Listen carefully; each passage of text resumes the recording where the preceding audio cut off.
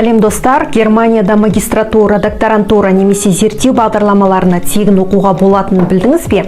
Бұл TAT бағдарламасының арқасында мүмкін. Бүгін мен сіздерге осы бағдарлама туралы толық айтып беремін. Кімдерге арналған, қалай өтініш береді және қандай құжаттар қажет. Барлығы осы видеода. Германияның академиялық алмасу қызметі.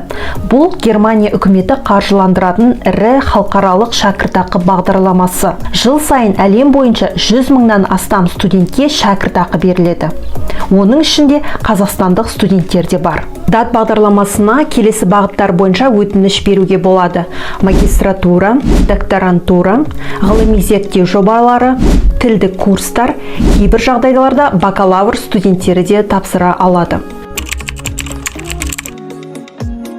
Ең алдымен Германиядағы университет пен бағдарламаны таңдаңыз. Ол TAT қолдайтын бағытта болуы керек. TAT-тың ресми сайтында шәкіртақы базасына қарап, сізге лайық бағдарламаны таңдайсыз.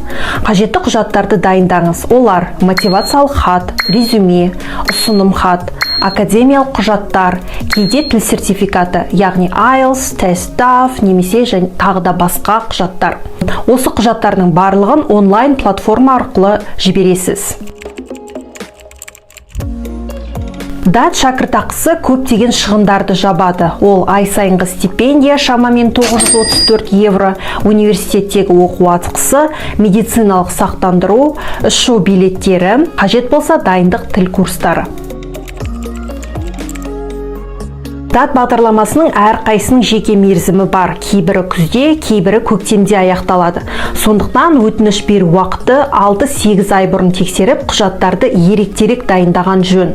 Егер сіз өтініш бергіңіз келсе, мына кеңестерге назар аударыңыз. Мотивациялық хат ең маңызды құжат. Ол нақты және шабыттандырарлық болуы керек. Университет таңдауда өз салаңыздағы мамандық пен оқу жоспарына мән беріңіз. Ағылшын не неміс тілін алдын ала меңгеріп алғаныңыз жөн. Германияда оқу ол арман емес, нақты жоспармен жүзеге асатын мүмкіндік.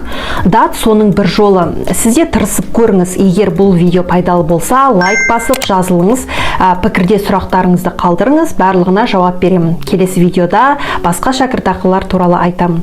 Келесі видеода кездескенше сау болыңыздар.